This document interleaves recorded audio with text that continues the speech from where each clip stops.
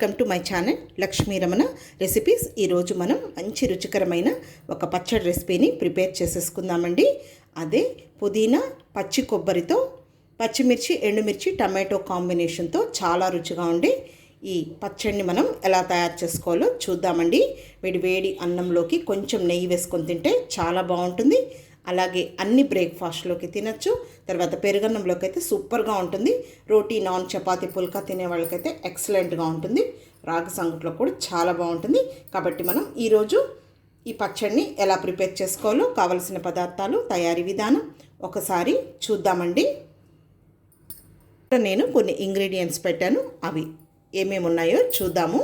ఇక్కడ నేను ఒక మీడియం సైజులో ఉన్న పుదీనా కట్టని ఒలుచుకొని శుభ్రంగా వాష్ చేసుకొని వాటర్ అంతా డ్రైన్ చేసి పెట్టాను.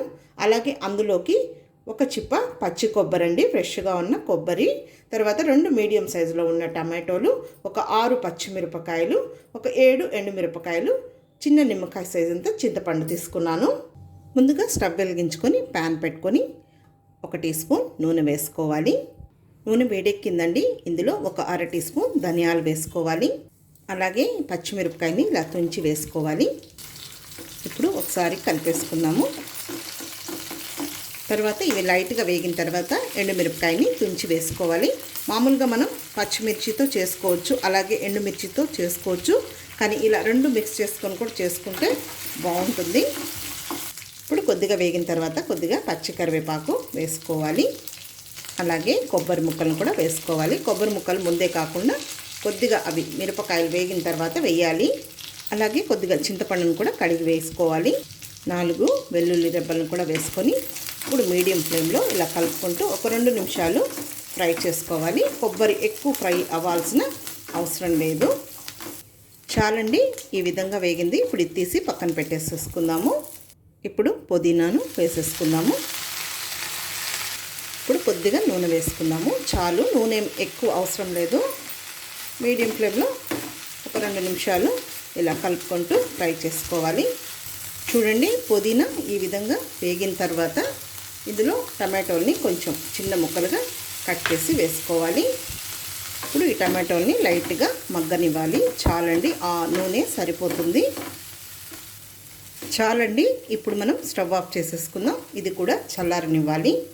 ఇప్పుడు ఒక మిక్సీ జార్ తీసుకొని ముందుగా ఇవి మనం వేయించుకున్నాం కదా, అవన్నీ ఇందులో వేసుకోవాలి.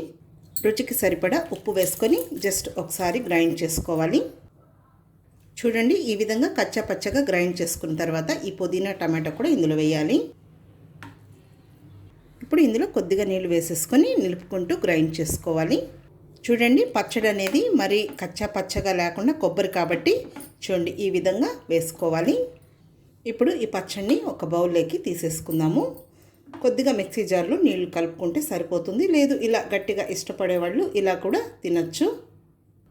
ఓకే అండి. ఇప్పుడు ఈ పచ్చడికి మనం పోపు వేద్దాము.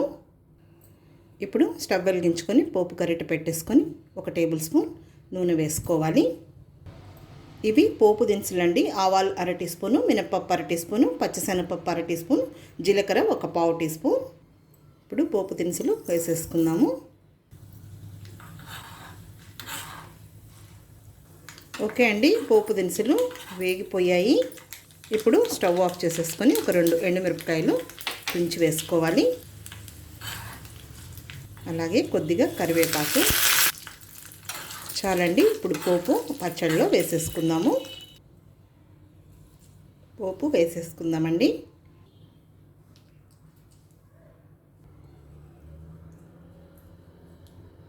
అంతే అండి, చూసారు కదా. ఒకసారి తప్పకుండా ట్రై చేయండి. చాలా హెల్దీ అనమాట. టేస్ట్ కూడా చాలా బాగుంటుంది. ఈ వీడియో మీకు నచ్చినట్లయితే నా యూట్యూబ్ ఛానల్ లక్ష్మీ రమణ రెసిపీస్ని కొత్తగా చూస్తున్నవారైతే నా ఛానల్ని తప్పకుండా సబ్స్క్రైబ్ చేసుకోండి. నచ్చితే లైక్ చేయండి, షేర్ చేయండి. ఇంకొక మంచి వంటతో మళ్ళీ కలుద్దాం. నమస్తే అండి.